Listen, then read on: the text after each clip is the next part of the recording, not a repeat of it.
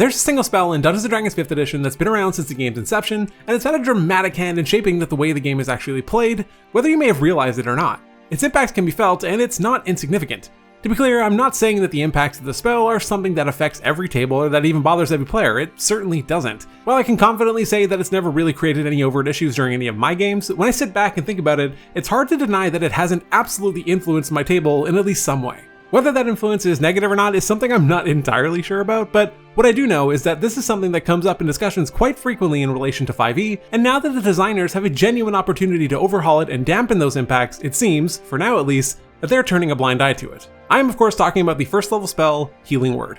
If you're relatively new to the game, it might seem insane that I'm referring to Healing Word with such gravitas. It's a first level spell, and the amount of healing it provides isn't even that significant. It seems so mundane on the face of it. A creature of your choice that you can see within range regains hit points equal to 1d4 plus your spellcasting ability modifier. It's not particularly flashy, but it is powerful. So let's talk about that, why Wizards of the Coast hasn't addressed it yet, and what could potentially be done in a future Unearthed Arcana. If you enjoy what I do, a sub to the channel would be greatly appreciated. I'm currently trying to hit a goal of 3,000 subscribers by the end of August, and all of the support over the last few weeks has been unbelievable. Thank you all so much. So what is it about Healing Word that makes it so impactful on the game? Because it's certainly not healing in general. Healing, and specifically healing in combat in 5th edition, is not typically the best use of your turn. Outside of a scenario where you can dump a very large amount of hit points in one go, you're probably not going to be out healing the damage that your party member has taken, which makes it not really the most worthwhile endeavor. You're probably better off just damaging the enemy or debuffing them in some way instead to actually confer some kind of advantage to your group,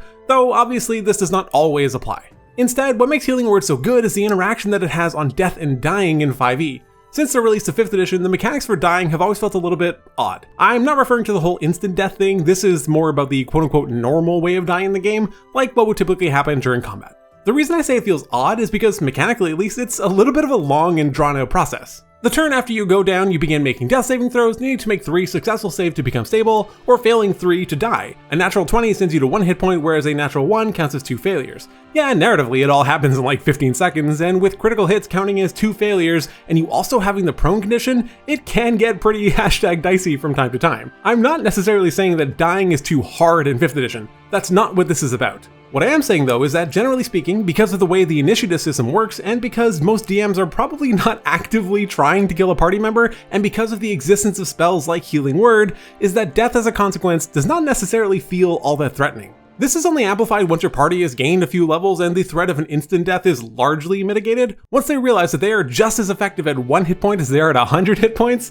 it creates a situation where there isn't really a whole lot of incentive to move out of harm's way, and particularly if the next player in the initiative order is your group's healer. And this is where Healing Word comes into play. If we compare Healing Word to Cure Wounds, another first level healing spell, it's clear that the difference between the two is quite stark.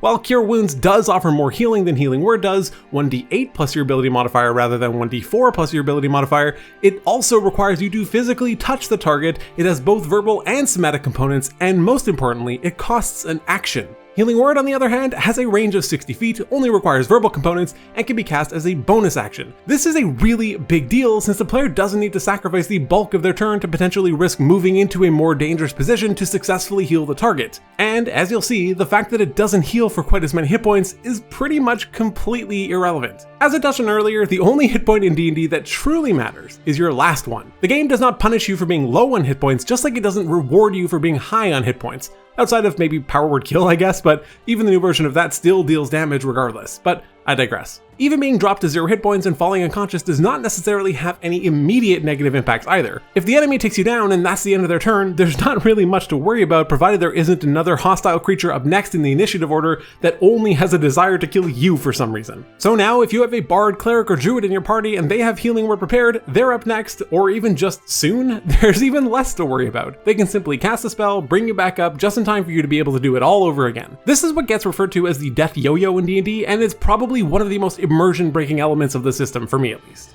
As long as you have an even remotely favorable initiative order, you are essentially free to stand in harm's way constantly, get knocked out, get brought back up, hit something, get knocked out again, rinse and repeat. Since death saves reset once you become conscious again, even if you did manage to fail a save, it's all undone the second you receive that first hit point. The thing about Healing Word though is that it actually isn't even the root of the problem. The problem, whether you find it to be one or not, either is fine honestly, is simply that there is no consequence for being knocked unconscious. The death yo-yo would exist whether Healing Word was removed from the game or not. All it does is facilitate the yo-yo, making it exceptionally easy to execute, and since you can cast it from 60 feet away and just as a bonus action.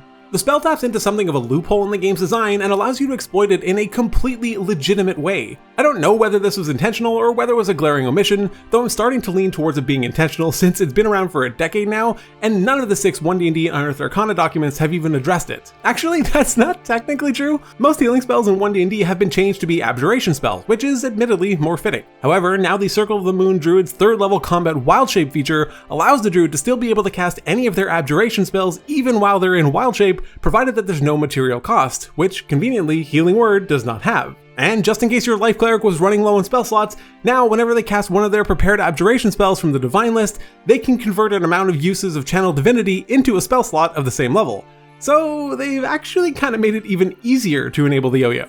Like I said earlier, the whole yo-yo thing has never really been much of a problem for me at my table, and while it is a potentially abusable mechanic, that doesn't actually bother me all that much if I'm totally honest. What I don't like about it, conceptually at least, is that it just feels so immersion breaking. This is also something that Jeremy Crawford has spoken about at length in his discussions with Todd Kenrick. They are trying to create a holistic and immersive experience to allow the player to feel as connected as possible to their character, and this absolutely fails that litmus test. The other thing that I don't like about it is that it has the real potential to remove player agency by dictating a course of action, whether the players are even aware of it or not. A barbarian player may not be consciously thinking, oh, I'm just going to keep standing here, hitting, dying, and coming back up because my cleric's next in the initiative order. And that same cleric very well may not be thinking, I'm now kind of just dedicated to keeping the barbarian alive. But this is a very real consequence that this loop enables. Since going unconscious rarely has any immediate consequences, and it can be incredibly easy to just keep casting Healing Word to bring a player back to life, those players' turns are essentially spoken for before they even get to them in the initiative order. That to me is the biggest potential problem with this whole thing. Now, with all that being said, is this something that the design team actually needs to do something about?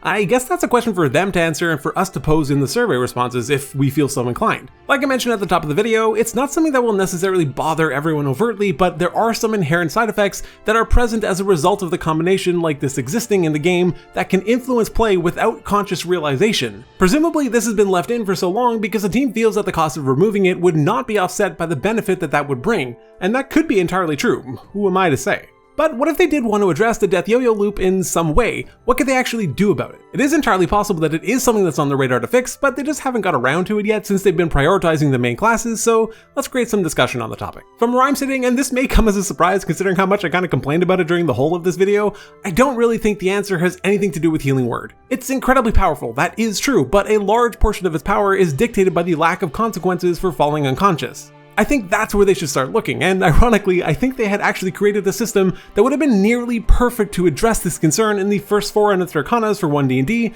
but since the Playtest 5 document, it seemingly disappeared without a trace, and that's the new exhaustion rules. Prior to Playtest 5, the team had completely reworked the 5e version of the exhausted condition to one which was much simpler, more linear in its progression, and could be more broadly used without feeling like you were crippling your players. The new version of the condition had players accumulating 1 level of exhaustion whenever a certain trigger occurred, such as skipping long rests or something.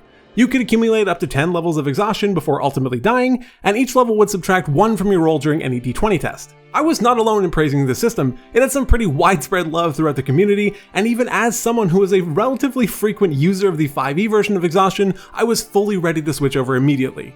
If this version of exhaustion were to be left in the game, a very simple and elegant way to address the whole death yo-yo thing would be to have a player gain 1 level of exhaustion whenever they regain consciousness after being dropped to 0 hit points. Importantly, I don't think that they should gain it immediately upon hitting 0, as I don't think that the first knockout should be impacted by the exhausted condition, but subsequent ones should. This has the benefit of allowing the player to stand in a potentially hazardous location and continue attacking while their healer keeps them alive, but it doesn't really incentivize it. Each level of exhaustion takes a long rest to remove, so it's something that a player would need to distinctly consider whether the value of staying in place is offset by the accumulation of multiple levels of exhaustion, and should they choose to stay there, I don't even see that as a problem because there was a genuine decision made, and not an implicit one just by virtue of how death and healing currently works in the game. Of course, there are many other suggestions for accomplishing a similar goal, like only having death saves reset on a short or long rest. I'm not as in favor of that as it feels potentially too punishing. Even just carrying over one failed death save into another combat can result in a very quick death for a character, or cause them to play in a completely different way than they otherwise would. And while I am fully in favor of player agency and having consequences for your actions, I also recognize that this is a game and I wouldn't want my players to have to be sitting on the sidelines for so long because a few rolls just didn't go their way. At the end of the day, while I don't think that this is the most critical thing facing One D&D in the coming months, and it isn't even something that massively bothers me, I have to admit that it is something that I would like to see addressed, even though it probably just won't be. I just don't like the idea of an inherently flawed mechanical interaction potentially removing player choice. It just doesn't feel good. Let me know what your thoughts are about Healing Word and the death and dying rules, and what, if anything, you would like to see changed about them going forward in One D&D. Subscribe to my channel to help me hit my goal of 3,000 subs by the end of August, and otherwise, take care.